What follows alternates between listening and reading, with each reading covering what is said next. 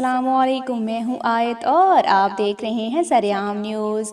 سید حسنین شاہ کی رپورٹ شامل کرتے ہیں۔